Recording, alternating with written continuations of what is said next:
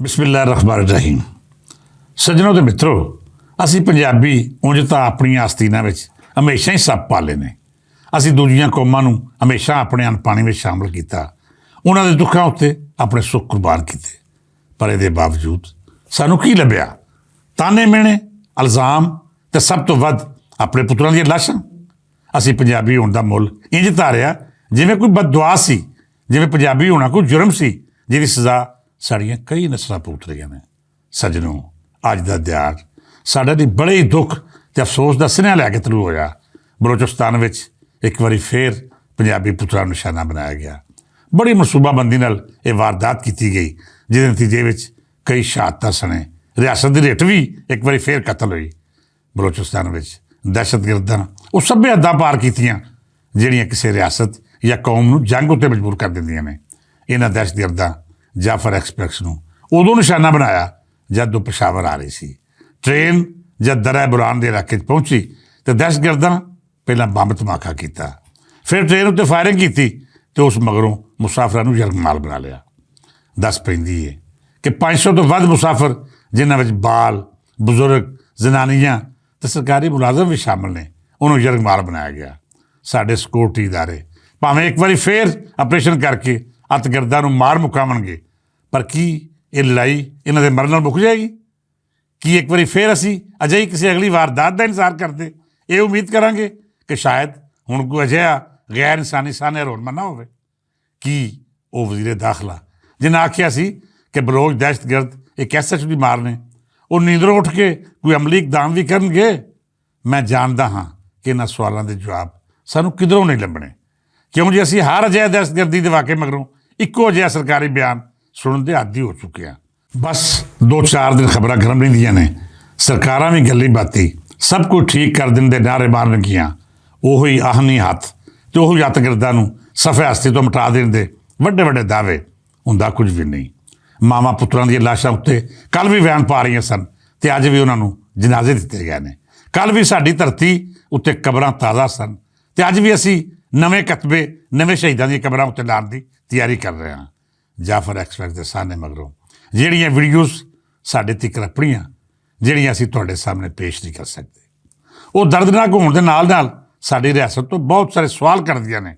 ਕਈ ਅਜਿਹੇ ਸਵਾਲ ਨੇ ਜਿਨ੍ਹਾਂ ਦਾ ਜਵਾਬ ਸਾਡੀ ਰਿਆਸਤ ਵੀ ਨਹੀਂ ਦੇ ਸਕਦੀ। ਉਹ ਜਿਹੜੀਆਂ ਮਾਵਾਂ ਪੁੱਛਦੀਆਂ ਨੇ ਕਿ ਕੀ ਇਹ ਮੁਲਕ ਪੰਜਾਬੀਆਂ ਦਾ ਨਹੀਂ? ਪੰਜਾਬੀ ਪੁੱਤਰਾਂ ਦੇ ਕਤਲੇਆਮ ਦਾ ਮੁੱਲ ਕਿਉਂ ਨਹੀਂ ਪੈਂਦਾ? ਕੀ ਪੰਜਾਬੀ ਹੋਣਾ ਜੁਰਮ ਹੈ? ਕੀ ਪੰਜਾਬ ਦੇ ਪੁੱਤਰ ਇਸ ਧਰਤੀ ਉੱਤੇ ਜਾਨਾਂ ਕੁਰਬਾਨ ਕਰਨ ਵਾਸਤੇ ਪੈਦਾ ਹੋਏ ਨੇ? ਜਾਫਰ ਐਕਸਪ੍ਰੈਸ ਵਿੱਚੋਂ ਜ਼ਿੰਦਾ ਬਚ ਜਾਣ ਵਾਲੀ ਇਸ ਭੈਣ ਦੀ ਗੁਫ਼ਤਗੂ सुनो। हम सारे इकट्ठे होकर एक बम एटम बम चला दो ताकि हमारी जान छूटे इधर से। बच्चों के रिस्क के लिए कहाँ लेके जाए हम लोग?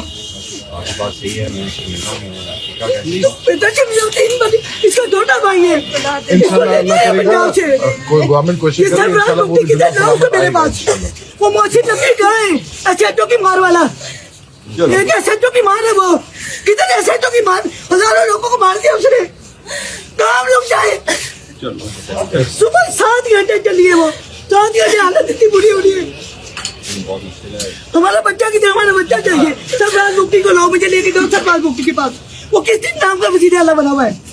किस नाम का वजीर आला है? वो हमें मरवाने के लिए वजीर आला बना हुआ है। वो तो बड़े प्रोटोकॉल से जाता है। वो पूरी सड़कें बंद, पूरी गाड़ियां बंद, मारने के लिए हम पंजाबी रह गए। ਸਾਡੇ ਪੰਜਾਬ ਦਾ ਪੂਰਾ ਮੁਕੱਦਮਾ ਪੰਜਾਬ ਦੀ ਅਤੀ ਬਿਆਨ ਕਰ ਰਹੀ ਹੈ। ਮੈਂ ਸਵਾਲ ਕਰਦਾ ਹਾਂ ਵਜ਼ੀਰ ਦਾਖਲਾ ਸਾਹਿਬ ਤੋਂ, ਜਿਹੜਾ ਇਸ ਰਿਆਸਤ ਦਾ ਸਭ ਤੋਂ ਤਾਕਤਵਰ ਵਜ਼ੀਰ ਸਮਝਿਆ ਜਾਂਦਾ ਹੈ, ਜਿਹਦੇ ਬਾਰੇ ਰਾਣਾ ਸਨਾਉਲਾ ਨੇ ਆਖਿਆ ਸੀ ਕਿ ਉਹਦੀ ਮਿਹਰਬਾਨੀ ਹੈ ਜੋ ਵਜ਼ੀਰ ਆਜ਼ਮ ਨਹੀਂ ਲੱਗ ਗਿਆ, ਨਹੀਂ ਤਾਂ ਉਹਨੇ ਜਿਹੜੀ ਕੁਰਸੀ ਮੰਗਣੀ ਸੀ ਸਾਨੂੰ ਦੇਣੀ ਪੈਣੀ ਸੀ। ਮੈਂ ਸਵਾਲ ਕਰਦਾ ਹਾਂ ਮੋਹਸਿਨ ਨਕਵੀ ਸਾਹਿਬ ਤੋਂ ਕਿ ਰੱਬ ਦੇ ਬੰਦਿਆ, ਤੈਨੂੰ ਪੰਜਾਬੀ ਮਰਦੇ ਵਹਾਲੀ ਨਹੀਂ ਦਿੰਦੇ? ਦੇਸ਼ ਦਾ ਪੁੱਤਰ ਵਰਦੀ ਵਿੱਚ ਹੋਵੇ ਜਾਂ ਮਜ਼ਦੂਰੀ ਕਰਨ ਵਾਸਤੇ ਬੇਗਾਨੇ ਇਲਾਕੇ ਵਿੱਚ ਜਾਵੇ, ਇਹ ਰਿਆਸਤ ਦਾ ਫਰਜ਼ ਨਹੀਂ ਕਿ ਉਹਦੀ ਜਾਨ ਅਤੇ ਮਾਲ ਦਾ ਤਹਫ਼ੁਜ਼ ਕਰੇ? ਅੱਜ ਜਿਹੜੇ ਜਵਾਨ, ਖਾਹ ਉਹਨਾਂ ਦਾ ਤਾਲੁਕ ਕਿਸੇ ਵੀ ਸਰਕਾਰੀ ਇਦਾਰੇ ਨਾਲ ਸੀ ਜਾਂ ਫਿਰ ਉਹ ਆਮ ਪੰਜਾਬੀ ਮਜ਼ਦੂਰ ਸਨ, ਉਹਨਾਂ ਦੀ ਸ਼ਹਾਦਤ ਉੱਤੇ ਰਿਆਸਤ ਨੂੰ ਫੈਸਲਾ ਕੋਈ ਲੜਾਈ ਦਾ ਆਗਾਜ਼ ਨਹੀਂ ਕਰਨਾ ਚਾਹੀਦਾ? ਮੋਹਸਿਨ ਨਕਵੀ ਸਾਹਿਬ, ਜਿਨ੍ਹਾਂ ਘਰਾਂ ਵਿੱਚ ਕੱਲ੍ਹ ਲਾਸ਼ਾਂ ਆਈਆਂ ਸਨ ਅਤੇ ਜਿਨ੍ਹਾਂ ਘਰਾਂ ਵਿੱਚ ਅੱਜ ਜਨਾਜ਼ੇ ਤਿਆਰ ਪਏ ਨੇ, ਤੁਸੀਂ ਉਹਨਾਂ ਘਰਾਂ ਵਿੱਚ ਵਸਣ ਵਾਲਿਆਂ ਤੋਂ, ਉਹਨਾਂ ਘਰਾਂ ਦੀਆਂ ਕੰਧਾਂ ਤੋਂ, ਉੱਥੋਂ ਦੇ ਗਲੀਆਂ ਮਹੱਲਿਆਂ ਤੋਂ ਪੁੱਛ ਕੇ ਵੇਖੋ ਕਿ ਜਵਾਨ ਪੁੱਤਰ ਦਾ ਜਨਾਜ਼ਾ ਚੁੱਕਣਾ ਕਿੱਡਾ ਔਖਾ ਹੁੰਦਾ ਹੈ। ਘਰ ਦੇ ਜੀਅ ਤੋਂ ਹਮੇਸ਼ਾ ਦਾ ਵਿਛੋੜਾ ਕੀ ਹੁੰਦਾ ਹੈ? ਤੁਸੀਂ ਉਹਨਾਂ ਮਾਵਾਂ ਤੋਂ ਪੁੱਛੋ ਜਿਨ੍ਹਾਂ ਦੇ ਜਵਾਨ ਪੁੱਤਰ ਖੋਹ ਲੈ ਗਿਆ, ਜਿਨ੍ਹਾਂ ਭੈਣਾਂ ਦੇ ਵੀਰ ਖੁੱਸ ਗਿਆ, ਜਿਨ੍ਹਾਂ ਬਾਲਾਂ ਦੇ ਪਿਓ ਖਿਡੌਣਿਆਂ ਦੇ ਵਾਅਦੇ ਕਰਕੇ ਗਿਆ ਤੇ ਅੱਜ ਤਾਬੂਤਾਂ ਵਿੱਚ ਬੰਦ ਹੋ ਕੇ ਵਾਪਸ ਰੱਖਤੇ। ਮੁਹਸਿਨ ਨਕਵੀ ਸਾਹਿਬ, ਤੁਹਾਡੀ ਵਜ਼ਾਰਤ ਦੀ ਜ਼ਿੰਮੇਵਾਰੀ ਹੈ ਕਿ ਤੁਸੀਂ ਅੱਤਗਰਦੀ ਦਾ ਮੱਕੂ ਠੱਪੋ। ਕ੍ਰਿਕਟ 'ਚ ਉਹਦੇ ਮਾਮਲੇ ਕੋਈ ਹੋਰ ਵੇਖ ਲਵੇਗਾ, ਬੇਗਾਨੇ ਮੁਲਕਾਂ ਦੇ ਸੈਰ ਸਪਾਟੇ ਵੀ ਕਿਸੇ ਹੋਰ ਵੇਲੇ ਕਰ ਲੈਣਾ। ਫਿਲਹਾਲ ਇਹ ਫੈਸਲਾ ਕਰੋ ਕਿ ਹੁਣ ਅੱਤਗਰਦਾਂ ਨਾਲ ਕੀ ਸਲੂਕ ਕਰਨਾ ਹੈ, ਇਹਨਾਂ ਦੇ ਸਹੂਲਤਕਾਰਾਂ ਨਾਲ ਕਿਵੇਂ ਨਿਭਣਾ ਹੈ। ਜੇ ਤੁਸੀਂ ਸਾਡੇ ਪੁੱਤਰਾਂ ਦਾ ਹਿਸਾਬ ਨਹੀਂ ਲੈ ਸਕਦੇ ਤਾਂ ਫਿਰ ਰੱਬ ਦਾ ਵਾਸਤਾ ਜੇ ਇਹ ਜ਼ਿੰਮੇਵਾਰੀ ਕਿਸੇ ਅਹਿਲ ਬੰਦੇ ਦੇ ਸਪੁਰਦ ਕਰ ਦਿਓ, ਜਿਹੜਾ ਇਹਨਾਂ ਬਦਬਖਤਾਂ ਨੂੰ ਸਬਕ ਵੀ ਸਿਖਾਵੇ ਤੇ ਸਾਡੇ ਸ਼ਹੀਦ ਪੁੱਤਰਾਂ ਦਾ ਹਿਸਾਬ ਵੀ ਲਵੇ। ਮੈਂ ਆਰਮੀ ਚੀਫ ਜਨਾਬ ਆਸਮ ਮੁਨੀਰ ਹੋਰਾਂ ਨੂੰ ਵੀ ਆਖਾਂਗਾ ਕਿ ਸਰਕਾਰ ਬੜੀ ਹੋ ਗਈ ਹੈ, ਪੰਜਾਬ ਨੇ ਪਾਕਿਸਤਾਨ ਦੀ ਸਲਾਮਤੀ ਦਾ ਬੜਾ ਮੁੱਲ ਤਾਰ ਲਿਆ ਹੈ। ਸਾਡੇ ਪੁੱਤਰਾਂ ਆਪਣੀ ਜਾਨ ਦੀ ਕੁਰਬਾਨੀ ਦੇ ਕੇ ਪਾਕਿਸਤਾਨ ਬਚਾਉਣ ਦਾ ਬੜਾ ਫਰਜ਼ ਨਿਭਾ ਲਿਆ ਹੈ। ਹੁਣ ਤੁਸੀਂ ਫੈਸਲਾ ਕਰੋ ਕਿ ਇਸ ਧਰਤੀ ਉੱਤੇ ਇਹਨਾਂ ਦਹਿਸ਼ਤਗਰਦਾਂ ਦੇ ਕਿੰਨੇ ਸਾਹ ਬਾਕੀ ਨੇ। ਪੂਰੀ ਕੌਮ ਤੁਹਾਡੇ ਨਾਲ ਖਲੋਤੀ ਹੈ। ਇਹਨਾਂ ਨੇ ਜਿੰਨਾ ਜ਼ੁਲਮ ਕਰਨਾ ਸੀ ਉਹ ਕਰ ਲਿਆ, ਹੁਣ ਵਾਰੀ ਸਾਡੀ ਹੈ ਕਿ ਕਿਵੇਂ ਇਹਨਾਂ ਹਰਾਮਖੋਰਾਂ ਦੀ ਜੜ ਮੁਕਾਣੀ ਹੈ। ਇਹਦੇ ਵਿੱਚ ਕੋਈ ਸ਼ੱਕ ਨਹੀਂ ਕਿ ਬਲੋਚ ਦਹਿਸ਼ਤਗਰਦ ਹੋਣ ਜਾਂ ਫਿਰ TTP ਦੇ ਜ਼ਾਲਮ ਪਾਕਿਸਤਾਨ ਦੁਸ਼ਮਣ ਹਰ ਗਰੋਹ ਨੂੰ ਬੇਗਾਨੇ ਦੇ ਦੁਸ਼ਮਣ ਮੁਲਕਾਂ ਦੀਆਂ ਏਜੰਸੀਆਂ ਵਰਤ ਰਹੀਆਂ ਨੇ। ਇਹ ਸਾਡੇ ਦੁਸ਼ਮਣ ਮੁਲਕਾਂ ਦੇ ਏਜੰਟ ਨੇ। ਇਹ ਨਾਲ ਕਾਹਦੀ ਗੱਲਬਾਤ, ਨਾਲੇ ਕਾਤਲ ਨਾਲ ਕਿਹੜੇ ਮੁਜ਼ਾਕਰਾਤ। ਜਿਹੜੇ ਲੋਕ ਹਾਲੇ ਵੀ ਆਖ ਰਹੇ ਨੇ ਕਿ ਗੱਲਬਾਤ ਰਾਹੀਂ ਕੁਰਾ ਕੱਢ ਲਈਏ, ਉਹਨਾਂ ਨੂੰ ਇੱਕ ਪਾਸੇ ਕਰੋ ਤੇ ਨਾਲ ਗੋਲੀ ਤੇ ਬਾਰੂਦ ਦੀ ਬੋਲੀ ਵਿੱਚ ਗੱਲ ਕਰੋ। ਕੌਮ ਤੁਹਾਡੇ ਪਿੱਛੇ ਖਲੋਤੀ ਹੈ। ਫੈਸਲਾ ਕਰੋ ਤੇ ਅਗਾਂਹ ਵੱਧ ਕੇ ਇਹਨਾਂ ਦਹਿਸ਼ਤਗਰਦ ਦਾ ਬੀ ਮੁਕਾ ਛੱਡੋ। ਸੱਜਣੋ ਤੇ ਮਿੱਤਰੋ, ਜਾਫਰ ਐਕਸਪ੍ਰੈਸ ਦਾ ਸਾਨਿਆ ਨਾਕਾਬਲੇ ਬਰਦਾਸ਼ਤ ਹੈ। ਗਮ ਦੀ ਖਬਰ ਉਸ ਵੇਲੇ ਆਈ ਜਦ ਪੰਜਾਬੀ ਕਲਚਰ ਦਿਹਾੜ ਚੰਦ ਦਿਨਾਂ ਦੇ ਫਾਸਲੇ ਉੱਤੇ ਹੈ।